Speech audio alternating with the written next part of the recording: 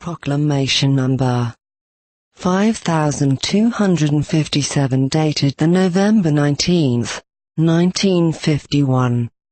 Not inclination but love determines the will.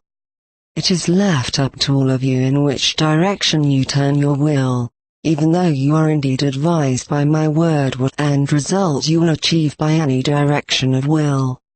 Yet my word does not force you either, since you can also accept or reject it again depending on your mentality and your love. For love determines your will. You will always love whatever it is you strive for, irrespective of whether it is good or bad. Your desire is directed towards it, and this is how your will is, good or bad. You will always feel love for what you desire. But whether this love is rightly or wrongly directed is determined by your spiritual development. Now you can certainly raise the objection that love has been placed into the human being, that even love for evil arises from the heart and that the human being is thus a victim of dormant cravings within himself. And up to a point this objection is justified, that all instincts and cravings which during the individual preliminary stages in the law of compulsion had not yet been overcome are latent in the human being, that the human being therefore brings them into his earthly life in order to then defeat and completely discard them. These characteristics are thus present in the human being and therefore also arouse the cravings. They want fulfillment and often become so powerful in a person that they completely control him.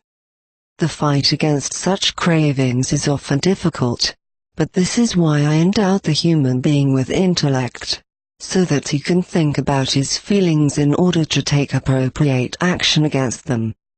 It is wrong to say that the human being must act in accordance with his inclination, admittedly. If he had been created without intellect and felt instinctively impelled.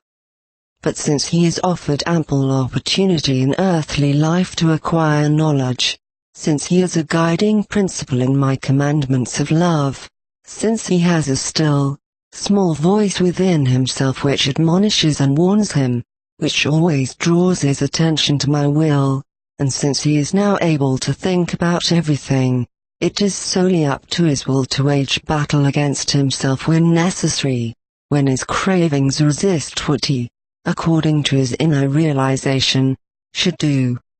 The fact that he is unable to do so is not applicable, for a sincere will also guarantees him a gift of strength.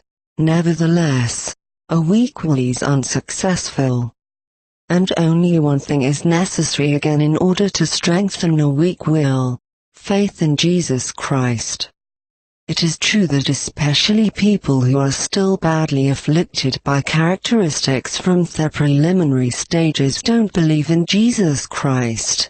However, by merely rationally thinking about it they already express the will to ascertain the truth, and they will be helped to find a correct solution.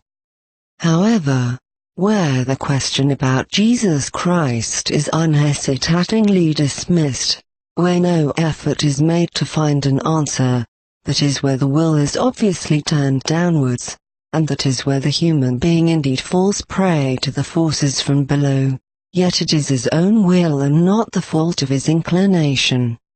For the human being can direct his will in both directions or one could not speak of free will. And every person can and should sooner or later question his task in earthly life. This is why he was given his intellect. Amen. Intellect.